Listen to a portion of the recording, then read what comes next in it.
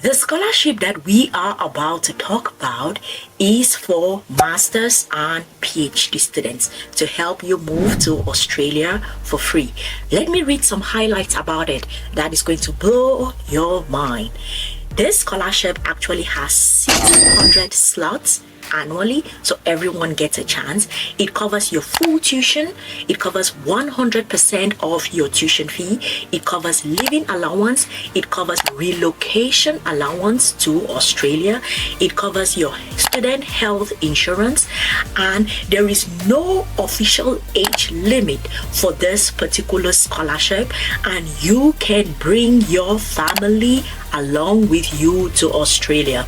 The deadline for the scholarship is October 31st, 2025, so you still have a long time to apply for the scholarship. If you're a master's or PhD student looking to move to Australia for free, remember they are giving relocation grants. Watch this tutorial from the start till the end because I'm going to be telling you everything about the scholarship. We are going to discuss how to apply, how to think about applying so that you can get a better chance of getting it. We are going to talk about visa and immigration issues because that will be your step 2 when you have eventually applied for the scholarship. We are going to talk about budgeting tips when you move to Australia as an international student, because it's extremely important that you manage your money carefully. And because I want you all to be successful in life, we are going to end this video talking about career planning in Australia as an international student and the things that you should be doing the first day you step foot in Australia in order to set yourself up for success as an international student. Hello everybody, thank you so much for joining me. My name is Sylvie. I am a 4-time fully funded scholarship grantee, and I am here to teach you how to go get your own scholarship. The ways that I teach you: number 1, I teach you on LinkedIn and on X. If you do not follow me on LinkedIn and on X, go ahead and follow me there. The second way that I teach you is here on YouTube. If you've not subscribed to this channel, subscribe, turn the notifications on, and like this video, because trust me, each time you come to this channel, you are going to be learning about a mind-blowing scholarship that can help you move abroad for free. The third way that I teach you is through boot camps. The first boot camp that I'm running is for those that are just beginning their scholarship journey. You have not applied for any scholarship, you do not know, you're curious about it, you're interested, but you're not very sure, the information is still overwhelming. Sign up for that boot camp, and I'm going to hold your hand and guide you throughout the process to help you submit an extremely competitive application. The second boot camp is for those that are stuck in the cycle of rejection letters. Trust me, I know. I got rejection letters for 5 years. I started applying for scholarships from 2009 to 2013. All I got were rejection letters. I had to learn how to be an ideal candidate for any scholarship. After I learned those principles, I got scholarships, acceptance for the next 8 years. So if you've been getting rejection letters, sign up for that bootcamp. I'm going to work with you. We are going to figure out where is the problem. We will change it and move you from rejection letters to acceptance letters, such that you can study abroad for free. The links to all of this are in the description box.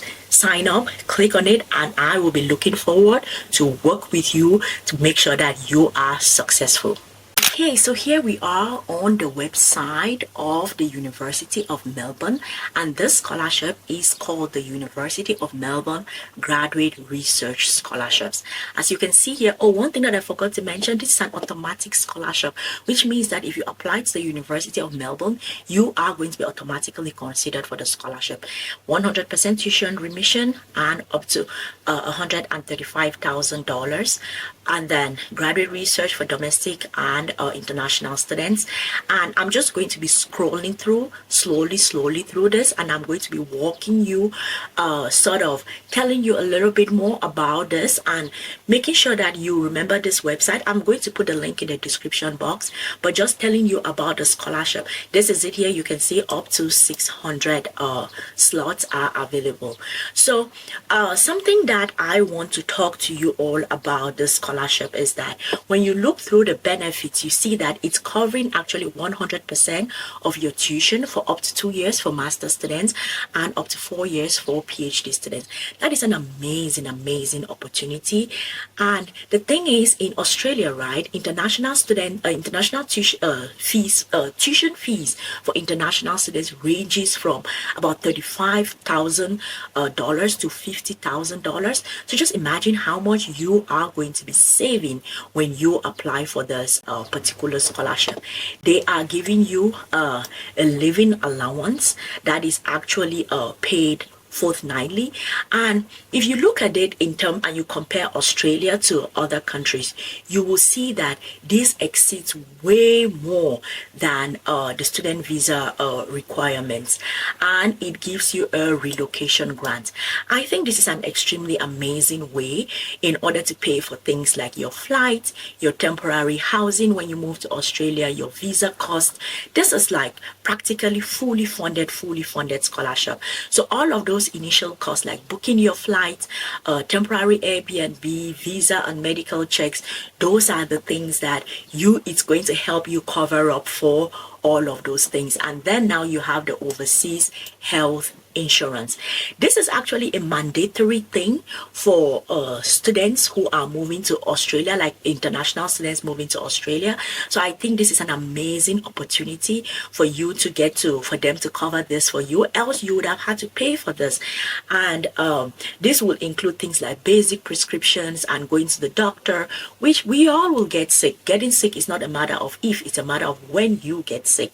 And as I said already, this is for masters and for PhD students, domestic and international students. You can read a little bit more about the scholarship. The deadline for this is October 31st, 2025. So you still have some time to read about the scholarship, learn about the scholarship, but everything, do not wait until the deadline and then you start rushing through the process. It's extremely important that you apply as soon as possible. And also because you have to, it will be better if you get like a supervisor to work with you. So starting now is going to help you go a long way in preparing all of those documents and reaching out to supervisors and sort of asking them to supervise you. And then you can sort of figure out the process earlier. Okay, so that is why you should start as soon as possible. And as I said already, on this particular scholarship, you can bring your family along. That is an extreme. Just imagine they are paying for everything and then you can still bring your family. And something that I want to tell you all is that the fact that you will want to bring your family along is not going to reduce your chances of getting the scholarship. If you're qualified for the scholarship, they are going to take you. It's not like if you declare that, oh, I have family members, then they'll be like, this is too much for us, we do not want that. No, that is not going to happen. And then it's actually open to like all of the majors, so things like engineering, medicine, law, education, arts, agriculture, business, IT, all of those things are going to be covered. You can just search through the university. You can see here, apply for a graduate research course. So just search through the university and you will find your major there. So just go ahead and do that.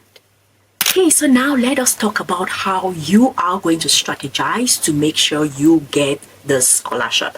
The first thing is you have to be organized in order to plan your process. I was telling you all, the deadline is still far off, but you have to start preparing right now, especially reaching out to professors and potential supervisors. So make sure you have a whole folder on your computer where you type in University of Melbourne application for 2025, such that you have everything structured.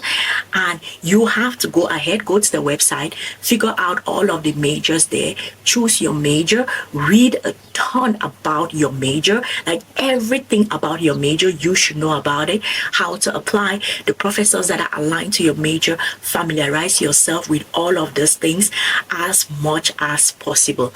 And then you now have to prepare your documents. Your academic CV, you have to prepare it. Your research proposal, you have to prepare it. Your statement of interest, you have to prepare it. Transcripts, you make sure everything is ready. Proof of English, like your English proficiency, make sure you have it. Check with your department to be sure that they ask for it or they do not ask for it. The departments will differ, but check to be sure it's your department asking for it or not. And then contact the professor. Contacting the professor is extremely important because this is you figure that is actually step one, and it is important to start it as soon as possible because sometimes professors delay to respond to students.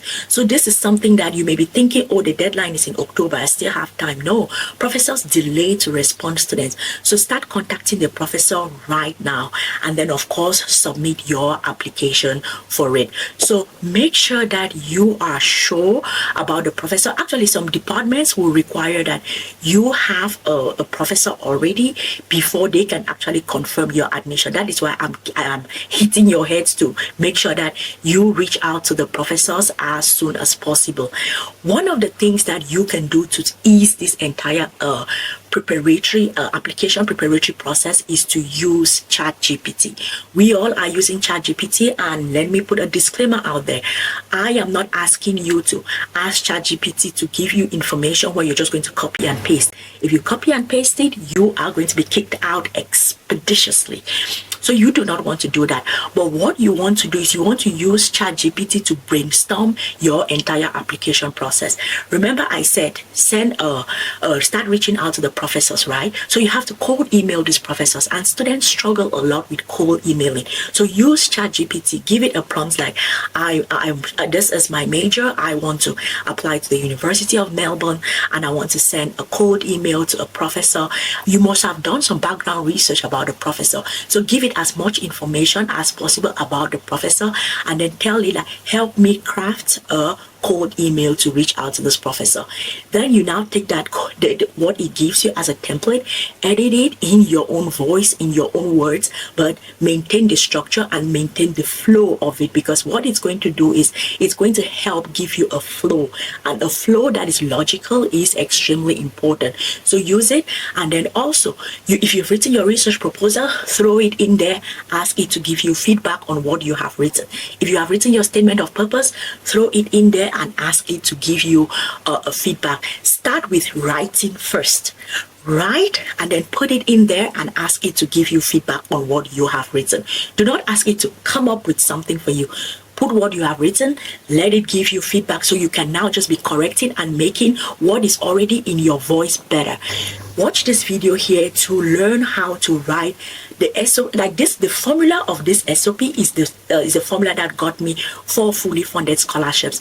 So if you are still struggling with an SOP, watch this video here, and it is going to teach you how to write an amazing statement of purpose. Okay, so now let us move on to Australia student visa and immigration, things that you should be thinking about as you are going through your application, because you have to be thinking about, all right, if all of this goes well and I have to move to Australia, what should I know in terms of migrating to Australia? Number one, the visa type that you fall under is called the Subclass 500.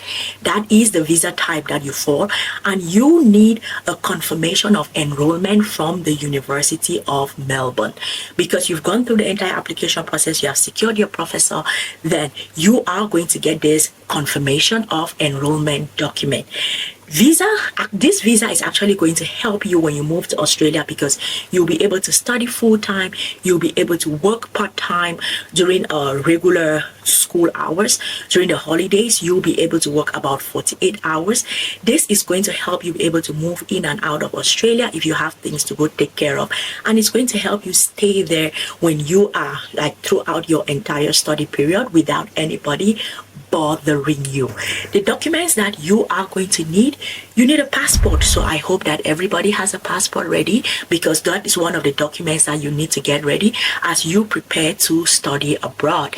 Then you need the confirmation of enrollment from the university. You need that health insurance certificate they are going to give you, because it's part of the package for this particular scholarship. And you need a financial statement. But if you have already secured your admission, you have secured secure the scholarship, they are going to give you the documents for this. So you can just, when you get it, you can put all of these documents to show that, oh, I am a scholarship student, so my funding is taken care of, okay? And then your academic records like transcripts and certificates, all of those things that you need to show that you are a genuine student, and of course the English test scores. Check through with your department to be sure that you need it or you do not need it.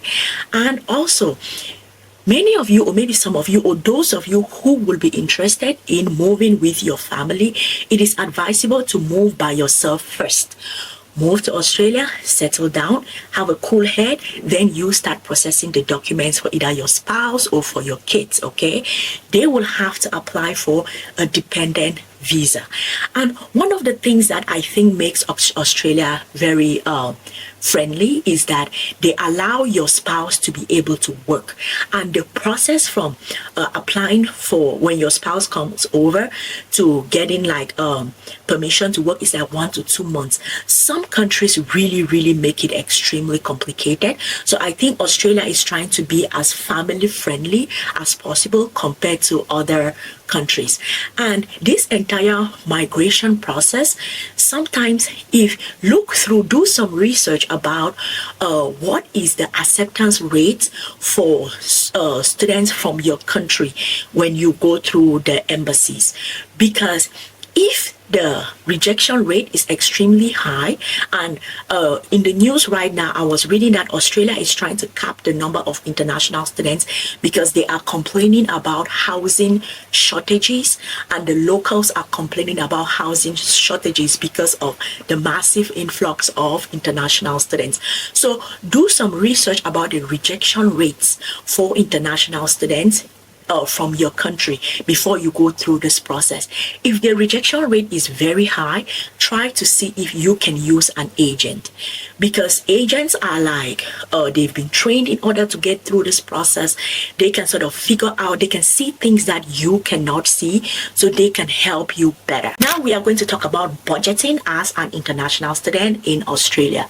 This is the golden rule. Number 1, cook at home.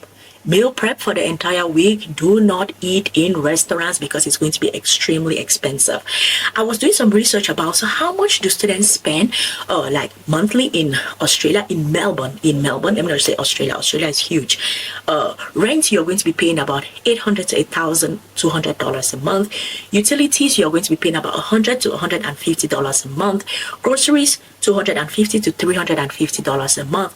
Transportation, about $100 a month. And then miscellaneous, about $100 to $200 a month. What are the tips that you can use before? As I already said, of course, cook at home. Secondly, if you have to buy books, buy old books, or try to get books online that you do not have to pay for it. Use the library. Libraries have tons of books, so you can just go borrow books from the library. You don't necessarily have to own the books. You can just go use the books at the library, and use your cards in order to take the buses around. School cards and anything that gives student discounts, make it as use it as much as possible. Normally you have, under this program, you have a scholarship, so you're not going to be stressing a lot for money, but it's extremely important that you track your money. Budget. I always say everything that is measured can be improved. So know how much you are spending for what per month. And although I've given you a rough estimate of what you may be spending per month, regardless, you do not know. Those are just estimates. You can spend less than that or more than that, depending on how frugal you are. And as an international student, it's extremely important that you are very frugal, because when you're able to manage your money very well, it gives you a ton of savings. And when you have savings, you can prepare for the next part that we are going to be talking about, which is career planning when you have finished studying. Think about it. You have a scholarship that are giving you all of this money. Because you have been frugal and saving, by the time you're done with your studies, you have a huge chunk of money in the bank for rainy days. That is extremely important, because you do not know what life is going to throw at you when you are done studying. So now let us talk about career planning after graduation as an international student in Australia. what should you think about? There are various post-study visa. There's like a post-study work visa, and for PhD students, you can get it for up to like 4 years. For master students, you can get it for up to 3 years. And there you can work full time. You can choose to start a business. You can choose to freelance. I think this is an amazing thing because giving all of these options to international students help you be able to figure out your path.